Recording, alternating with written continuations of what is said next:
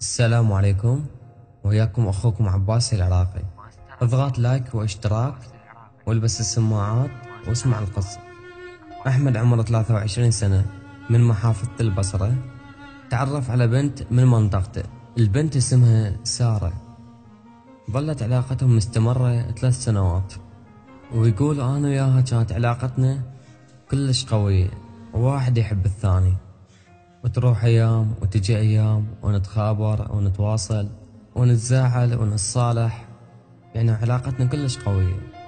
ويقول دخلنا السنة الثانية أنا وياها من علاقتنا، يقول علاقتنا صارت بعد أحلى، ويقول حتى أطفالنا إحنا مسميهم. المهم، وهسه يقول إحنا دخلنا السنة الثالثة من علاقتنا، ويقول فتحنا موضوع الزواج أنا وياها، ويقول قمنا نفكر كل يومية بيه، ويقول صار اتفاق بيناتنا أتقدم عليها، ويقول ظلينا نسولف بالموضوع أنا وياها فترة طويلة، ولحتى أنا أكمل شغلي وأروح حتى أكون جاهز من أتقدم عليها. ويقول ظلينا نحلم أنا وياها بالموضوع ونحكي ونسولف بيه وكل ما نتخابر، يعني الموضوع كلش شغل بالنا أنا وياها. المهم، فبعد ما كملت أنا ظروفي وكملت أنا شغلي، ويقول خابرتها أردت أسوي لها مفاجأة وأقولها بالموضوع، ويقول خابرتها شلونك شخبارك، ويقول قلت لها أنا جايب لك موضوع اليوم كلش راح يفرحك، ويقول أنا طبعا حبيت أسوي مفاجأة إلها. يقول ظلينا نحكي وسألتني شنو الموضوع، ويقول أنا قلت لها راح أجي أخطبك إن شاء الله هاي الأيام، ويقول هي فرحت كلش، ويقول أنا من قلت لها هيجي بس بعد ما قايل يعني الوالدي ولا الوالدتي، يقول يعني ما يدرون ان انا حب بنت وعلاقتي كلش قوية وياها، وما يدري انه هو اذا يروح يقول لهم انهم راح يقبلون ويروحون وياه ويخطبوا للبنت او لا. فيقول انا البنت احبها كلش وحبيت افتح الموضوع ويا اهلي، وهنايا يقول انا فتحت الموضوع ويا اهلي، ويقول هنايا كانت الصدمة الكبيرة كلش. يقول اهلي قالوا لي احنا ما ناخذ لك اي بنية غريبة، ناخذ لك بنت عمك. ويقول انا ما قبلت لان البنية كلش احبها ومستحيل اخذ واحدة غيرها.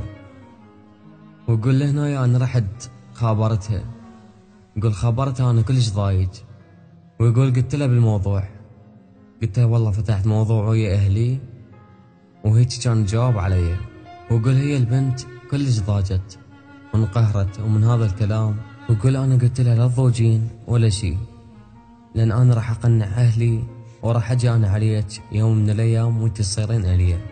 المهم بعد هذا الكلام يقول انا رحت لاهلي لاكثر من مرة وقلت لهم على الموضوع، ويقول هم من والدي ووالدتي رفضوا وما قبلوا ابد، ويقول حاولت بكل وسيلة انه اقنعهم باي شيء حتى يقبلون وما قبلوا.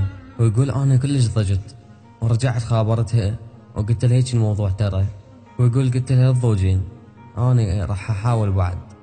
وهنا كانت الصدمة الثانية، طبعا الصدمة الكبيرة.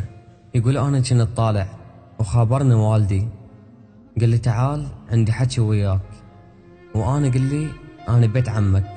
ويقول انا قلت ماشي، قلت له يابا شوية وانا راح اجي. يقول انا بعد ما رحت وصلت بيت عمي، يقول شفت والدي ووالدتي هناك وخاطبي لي بنت عمي، ويقول بدون ما انا ادري ولا اي شيء. يقول انا انصدمت كلش بالموضوع، ويقول ولا قدرت ارفض السالفة ابد لان بعد عمي ما اقدر احاكي. ويقول انا ما قدرت اضم على سارة وقلت لازم انا اروح واقول لها. يقول بعد ما انا رحت وخابرتها وقلت لها الموضوع ترى هيك صار وبدون ما انا ادري، وقول سارة كلش ضاجت وكان رد فعلها كلش قوي وبكت وراحت. ويقول انا حاولت اتصل بيها بعد، يقول خطها ماكو انغلق.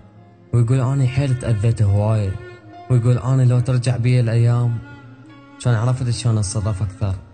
ويقول هسه انا متزوج، ويقول اتمنى اذا سمعتني اتمنى تسامحني لان كان الموضوع مو بيدي.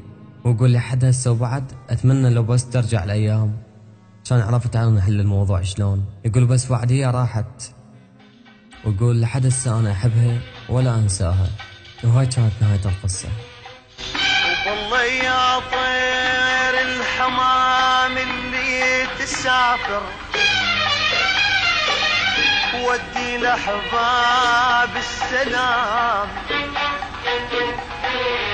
واحمل بجنحك رسايل من تهاجر، وللي حرمان المنام. وبالله يا طير الحمام اللي تسافر ودي لأحباب السلام، واحمل بجنحك رسايل من تهاجر، وللي حرمان المنام. وبالله يا طير الحمام، وبالله يا طير الحمام.